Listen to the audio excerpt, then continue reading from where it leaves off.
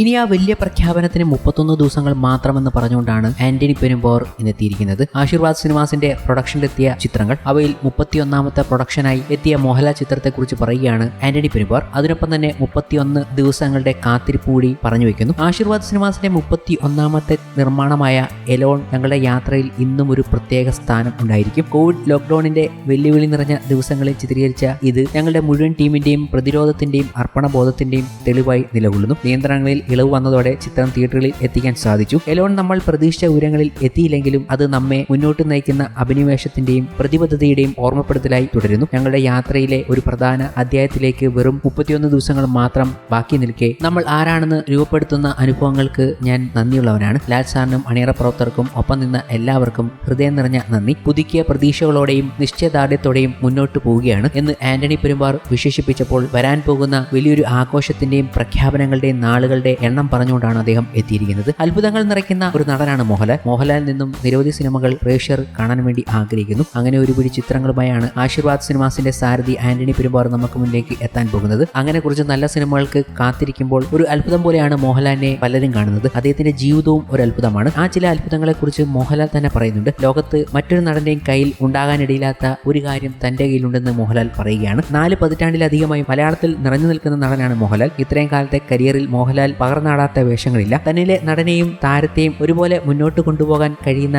ചുരുക്കം നടന്മാരിൽ ഒരാളാണ് മോഹൻലാൽ. അഭിനയത്തിന് പുറമെ തന്റെ മനസ്സിന് സന്തോഷം തരുന്ന കാര്യങ്ങൾ ചെയ്യാൻ മോഹൻലാൽ ഒരിക്കലും മടി കാണിക്കാറില്ല. തന്റെ പക്കലുള്ള അപൂർവമായ കളക്ഷനെ കുറിച്ച് സംസാരിക്കുകയാണ് ഇപ്പോൾ മോഹൻലാൽ. തന്റെ ആദ്യ ചിത്രമായ തിരനോട്ടം ഷൂട്ട് ചെയ്തത് ഒരു 2C ക്യാമറയിലായിരുന്നുവെന്നും അതിപ്പോഴും തന്റെ കയ്യിലുണ്ടെന്നും മോഹൻലാൽ പറയുകയാണ്. മഞ്ഞിൽ വിരിഞ്ഞ പൂക്കൾ ചിത്രീകരിക്കാൻ ഉപയോഗിച്ച ക്യാമറയും താൻ സ്വന്തമാക്കിയെന്നും ലോകത്ത് മറ്റൊരു നടന്റെ കയ്യിലും ഇങ്ങനെയൊരു കാര്യം ഉണ്ടാകില്ലെന്നും മോഹൻലാൽ കൂട്ടിച്ചേർത്തു. തന്റെ സുഹൃത്തായ പ്രിയദർശന്റെ അടുത്ത ചിത്രത്തിൽ താൻ നായകനാകുന്നുണ്ടെന്നും അതും ഒരു പ്രത്യേകതയാണെന്നും മോഹൻലാൽ പറയുന്നുണ്ട്. കുറച്ച് അപൂർവമായ കോമ്പിനേഷനുകൾ എൻ്റെ അടുത്തുണ്ട്. എൻ്റെ ആദ്യ ചിത്രമായ തിരനോട്ടം ഷൂട്ട് ചെയ്തത് ഒരു 2C ക്യാമറയിലാണ്. അതിപ്പോഴും എൻ്റെ കയ്യിലുണ്ട്. അതുപോലെ മഞ്ഞിൽ വിരിഞ്ഞ പൂക്കളിൽ ഫസ്റ്റ് ഷോട്ട് എടുത്ത ക്യാമറയും എൻ്റെ കയ്യിലുണ്ട്. ലോകത്ത് മറ്റൊരു നടന്റെ കയ്യിലും അതൊന്നും കാണില്ലെന്ന് ഉറപ്പാണ്. അതുമാത്രമല്ല, വേറൊരു കാര്യം കൂടിയുണ്ട്. പ്രിയദർശൻ ഇനി 2 സിനിമകൾ കൂടി ചെയ്താൽ അയാൾ 100 സിനിമ എന്ന മാജിക് നമ്പറിലേക്ക് എത്തും. 100ാമത്തെ ചിത്രത്തിൽ ഞാനാണ് നായകൻ. ഒരു സംവിധായകന്റെ ആദ്യത്തെ സിനിമയിലും 100ാമത്തെ സിനിമയിലും ഒരേ നായകൻ എന്ന അപൂർവ നേട്ടം ആ സിനിമയിലൂടെ നടക്കും. അതൊന്നും കരുതിക്കൂട്ടി ചെയ്യുന്നതല്ല,